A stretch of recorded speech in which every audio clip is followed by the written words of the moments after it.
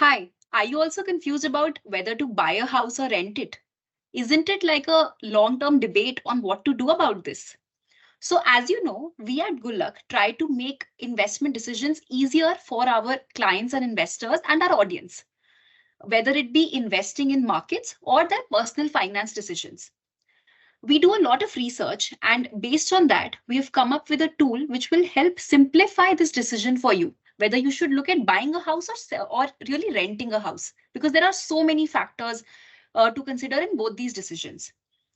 So today, let me welcome our investment head, Mr. Vivek Sharma, who will take you through this tool on how you can go about making this decision. Vivek, over to you. Thank you, Isha. So, Isha, what we have done in this is we have made this tool. We have, from our side, taken all the considerations that we Right. wanted that one would have actually while trying to make this decision. And although this is mostly an emotional decision, buying your first house, but even then we wanted to help out and so that people are able to analyze with data and see which one is making more sense financially, Right. right? So when you go to gullak.com, I'll just take Uh-huh. you through again the whole journey. Gullak.com, in the tools section, financial templates. Okay. Okay. And in this buying versus renting a house, this is the template one needs to go to. So we have earlier recorded a similar session with Sandeep, our CEO, which people can go and visit and watch on this specific link. There are some additional resources regarding house prices, how the movement of house prices has been across the years. These are the two links. We have also written a couple of blogs here about real estate investing. Uh, Here, people just read about these blogs. REITs. This is about REITs, and this is about house price index and its limitations. Right. Right. So, this is the page when you go to download template. Then there's an Excel which will open up, and this is the Excel actually. Okay. Great. Right. So in this, what we have done is people can just put in the green cells. You can actually edit. So in Okay. these assumptions, I'll just take you through these assumptions. So the house value, you can put the house value that you are looking to buy. Then what is the appreciation you are expecting in your house price? Now, Hmm. this could be anywhere you depending on the area, depending on how old or new the house is, and certain other factors, you can just see what do you want to keep. Normally, this is ranging between 3 to maybe on the higher side, 6, 7, 8% also. It depends on time to time. Because Right. overall, what we have seen in the long run is for a few years, house prices are just stable and they don't grow at all. Hmm. And then what we have seen in last 2 to 3 years, they have grown phenomenally, right? So again, you have got to take some reasonable appreciation rate, which will make sense for longer term. Then we also have taken the costs of buying a house, which will be registration, stamp duty, and the brokerages. And this is a very important factor, how much down payment you're looking to put. So this we have kept as a percentage of total house value. In this example right now, it is 40%, right? Right. This is the home loan interest rate, which we have taken in this example as 8%, and the total duration, 25 years is the duration. Now, Got it. this is regarding buying a house, but let's say if you're not buying a house and if you want to actually rent a house. So in Hmm. that case, your total down payment of 40%, which is about 50 lakhs in this case, this total goes into the initial investment. So you'll actually be investing the whole amount. So because we wanted to make it a like by like comparison, so the cash flow remains the same in both buying a house and renting a house. So your initial outgo is same, which means Hmm. down payment in case of buying a house versus totally investing this in, let's say, mutual funds or in markets in Okay. when you are renting a house. And also all throughout these 25 years, in this case, you'll be paying a loan. You'll be paying an EMI every month. Whereas in Hmm. this case, that same EMI Hmm. amount is actually invested in the markets. So it's Okay. exactly the same cash flows in both these situations, right? Hmm. Uh, here in case of renting a house, there are three variables that you can change. One is rent as a percentage of house value. Now, this is, Okay. in my experience, this is closer to 3%. Okay, Okay. this is Yeah. closer to 3% actually. So, Uh-huh. but again, it could be different. It could be slightly lower or higher than 3% as well.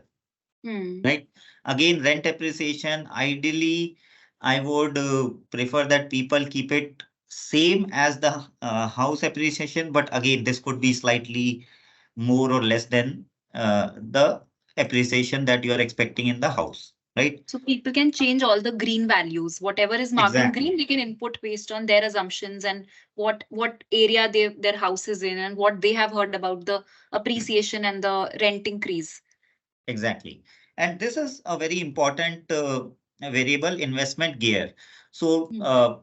here in Good Luck, we follow a gear-based methodology in which what we say is like when we are driving a car, if you're going faster, then you are driving in a higher gear. So same with investment. So if you have higher equity, that means a higher gear. So gear 6 is the gear in which you have 100% equity. So what if you invest all your proceeds, all your investments in equity only? Gear 5 has 20% debt and Hmm. 80% equity, slightly Hmm. safer option. And then Gear 4 has even more 20%. So it becomes 40% debt and 60% equity. So in this case, let's start with Gear 4 and we can keep on changing and see what is the difference it is making, right? Right. Yeah. So let's say with these assumptions, overall across a 25-year period, your total house value would be closer to 4.9, or maybe you can take it 5 crores. Would be the Hmm. house value if the appreciation is 5% and the total time duration is 25 years. So Hmm. this becomes 5%, whereas if you are investing the same money and also paying rent, Hmm.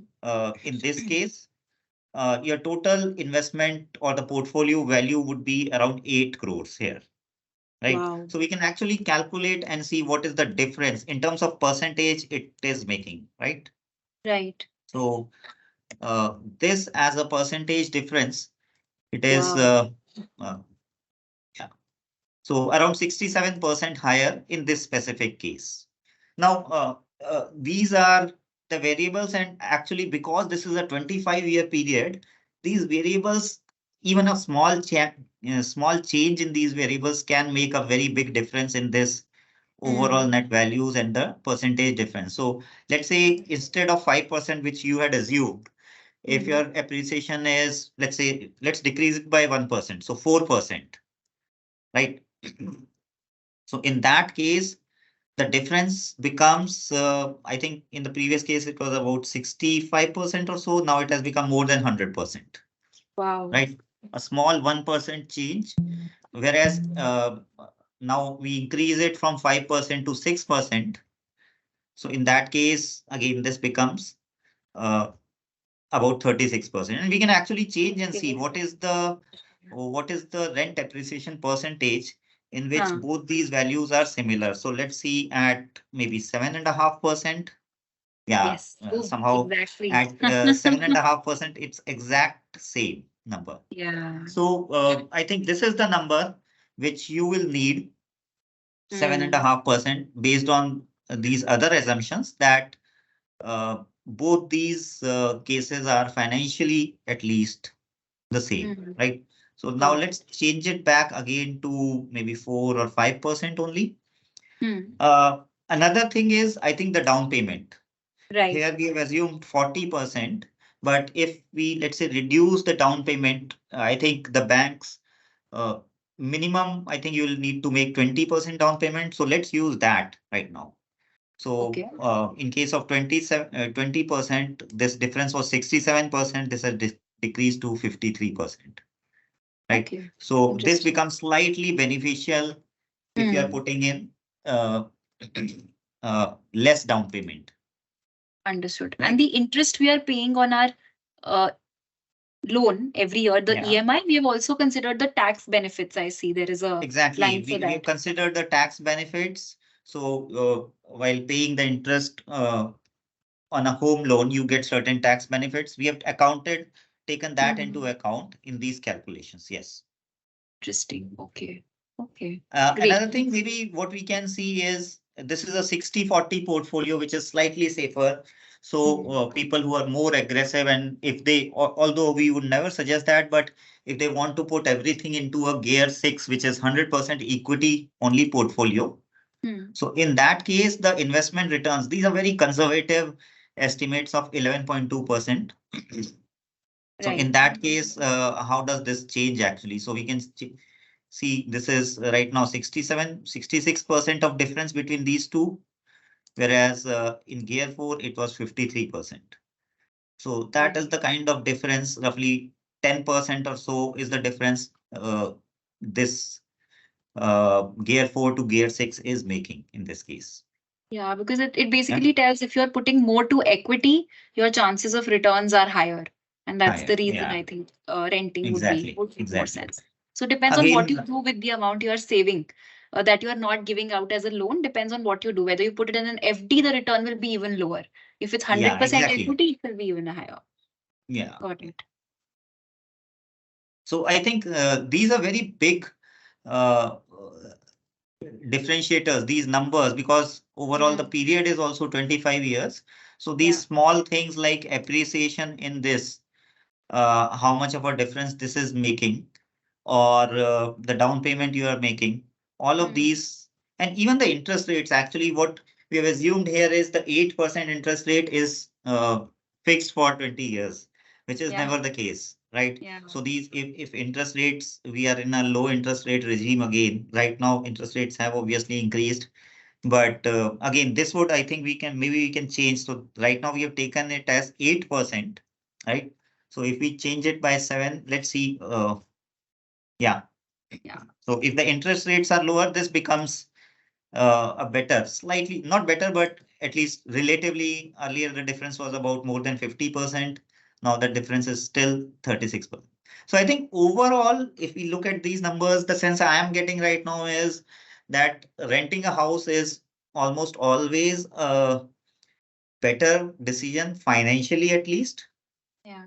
And there are other benefits also that goes that you're flexible, and obviously if you are young and if you're moving careers, if you have to move, it's much more of a flexibility that you Hmm. have if you're renting a house.